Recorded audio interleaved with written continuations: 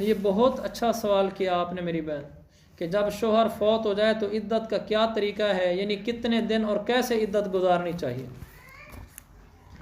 جب شوہر فوت ہو جائے تو عدت 4 مہینے 10 دن ہوتے ہیں اگر عورت کو حمل نہ ہو۔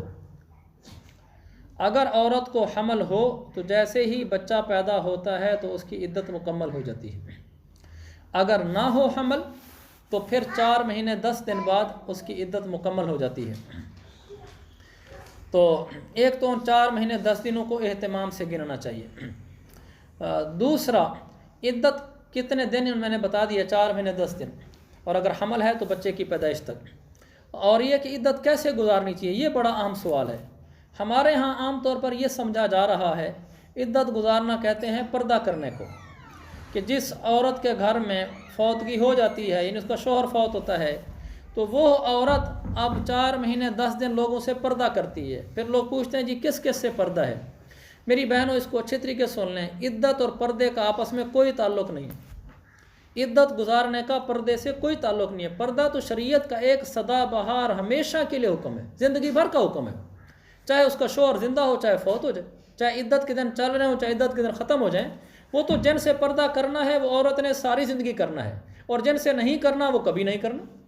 عدت کے ساتھ کوئی تعلق نہیں ہے۔ عدت میں جو کام منع ہوتے ہیں وہ یہ ہیں: نمبر 1، عورت عدت میں گھر سے باہر نہیں نکل سکتی سوائے کسی مجبوری کے۔ کوئی مجبوری ہے، جیسے بعض دفعہ کاغذی کارروائی کرنی ہوتی ہے کہ شوہر کے کوئی بینک بیلنس ہے، شوہر کی کوئی دفتر میں ڈیوٹی تھی، کوئی گورنمنٹ ملازم تھا تو کس دفتر میں جا کر عورت نے بھی بیان دینے ہیں، ایسی ضرورت پیش آ جاتی ہیں۔ تو ایسی صورت میں دن کو جائے عورت اور دن کو ہی واپس آ جائے، یعنی رات نہ باہر گزارے۔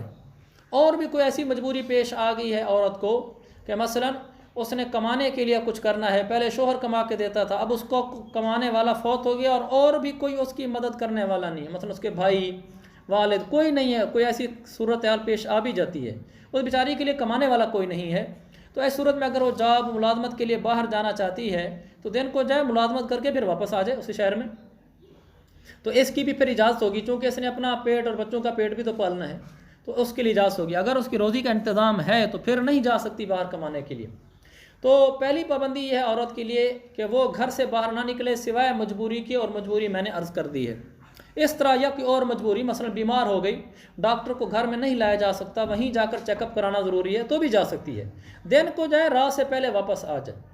کسی کے ساتھ فوتگی ہو گئی ہے تو اس کا چہرہ دیکھنے کے لیے نہیں جا سکتی، الا یہ کہ کوئی بہت قریبی آدمی ہے، جیسے کوئی باپ تھا یا کوئی بھائی تھا، ایسا کوئی تھا کہ اگر یہ نہیں دیکھنے جاتی چہرہ تو اس بیچاری کو صدمہ ہی لے ڈوبے گا، تو ایسی صورت میں پھر گنجائش ہے وہ جائے، بشرطے کہ اس کا وہ جو میت ہے وہ 77 کلومیٹر کے فاصلے سے کم فاصلے پر اس کی میت ہو، جیسے اسی شہر میں یا قریب شہر میں لیکن فاصلہ کم بنتا ہو، وہ جائے دن کے وقت اور چہرہ دیکھ کر اس کا واپس آ جائے۔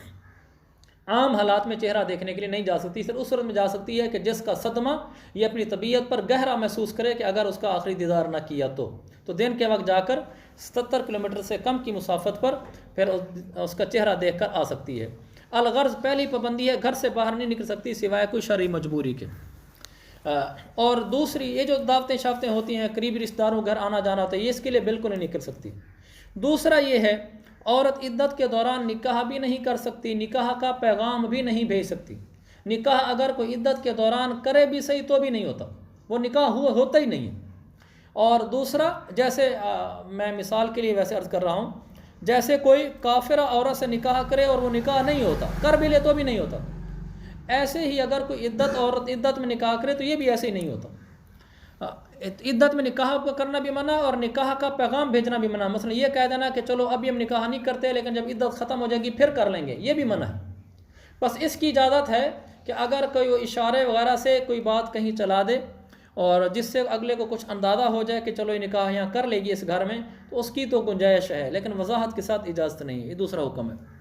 تیسرا یہ ہے کہ عورت عدت کے دوران زیب و زینت اختیار نہیں کر سکتی، کوئی بھی ایسی چیز جس کو اس میں کہتے ہیں میک اپ، زیب و زینت، مثال کے طور پر عورت کا میک اپ کرنا، لپسٹک لگانا، اس زرق برق کپڑے پہننا جو شادیوں وغیرہ پر پہنتے ہیں، مہندی لگانا اور زینت کے لیے سرما لگانا، کوئی بھی ایسا کام جس کو ہمارے معاشرے میں زیب و زینت سمجھا جاتا ہو وہ عورت نہیں کر سکتی، جس کو زیب و زینت نہ سمجھا جاتا ہو وہ کر سکتی ہے۔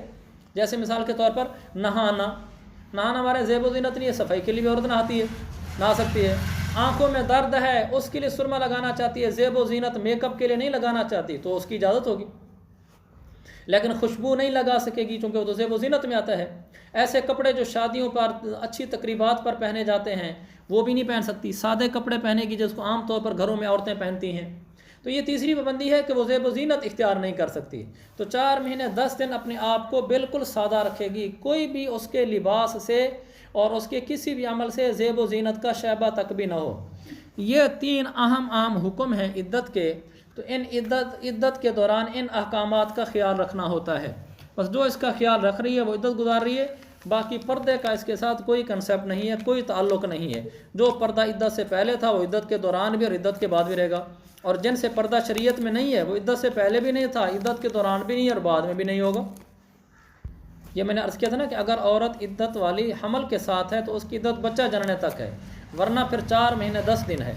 اگر اس کا حمل بالفرض اگر ابھی نیا حمل تھا، مثلا 1 مہینے کا حمل ہے اور ابھی 8 مہینے باقی ہیں، تو جب تک بچہ پیدا نہیں ہوگا عدت پوری نہیں ہوگی۔ اور اگر بالفرض اس کے 9 مہینے ہو گئے تھے، چند دن ہی رہتے تھے اور اس کے بعد ہی بچہ پیدا ہو گیا تو پھر ٹھیک ہے، جیسے ہی بچہ پیدا ہوگا بھلا چند دن ہی تھی تو اس کی عدت ختم ہو جائے گی۔ یہ بالکل واضح رہے کہ یہ عدت جو میں نے بتائی ہے 4 مہینے 10 دن، یہ عدت اس عورت کی ہے جس عورت کا شوہر فوت ہو گیا ہو، جس عورت کے شوہر نے اسے طلاق دی ہو، اس کی عدت یہ نہیں ہے۔ اس کی عدت اور ہے، وہ پھر میں عرض کر ہی دیتا ہوں مختصراً۔ جس عورت کا شوہر اس کو طلاق دے اس کی عدت 4 مہینے 10 دن نہیں ہوتی، اس کی عدت 3 پیریڈز ہوتے ہیں۔ جو عورتوں کو ماہانہ ایام آتے ہیں 3 دفعہ وہ پورے ایام گزارنے ہوتے ہیں۔ اگر حمل نہ ہو، اگر حمل ہو تو پھر بچہ جننا ہی ہے، چاہے اس کے طلاق دیتے ہی اگلے دن بچہ پیدا ہو جائے اس کی عدت ختم، اور چاہے 9 مہینے بعد پیدا ہو بچہ، 9 مہینے بھی پورے رہتے ہیں تو پورے 9 مہینے ہی اس کی عدت چلتی رہے گی۔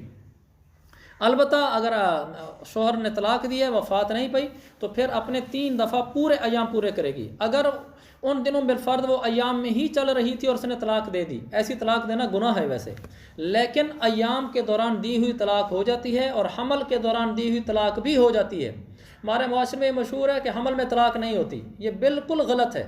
یہ تو خود قرآن میں لکھا ہوا ہے 28ویں پارے میں کہ حمل کے دوران طلاق ہو جاتی ہے۔ تو اس لیے جو عورت حمل کے ساتھ ہے وہ ہم بچہ جنے گی، جو حمل کے ساتھ نہیں ہے اور اس کے شوہر نے اس کو طلاق دی ہے تو وہ 3 دفعہ اپنے ایام پورے کرے گی۔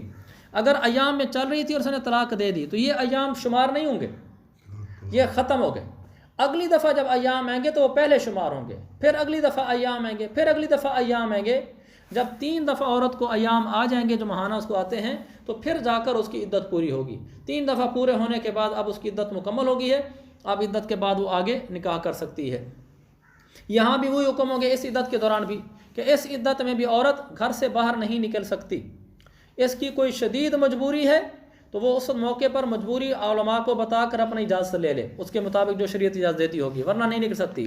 دوسرا اس میں بھی ہے کہ اس عدت کے دوران نہ نکاح کر سکتی ہے نہ نکاح کا پیغام دے سکتی ہے۔ اگر کوئی نکاح کر بھی لے تو وہ نکاح نہیں ہوتا، وہ بدکاری ہوتی ہے۔ اور تیسرا یہ ہے کہ عدت کے دوران یہ زیب و زینت نہیں اختیار کر سکتی۔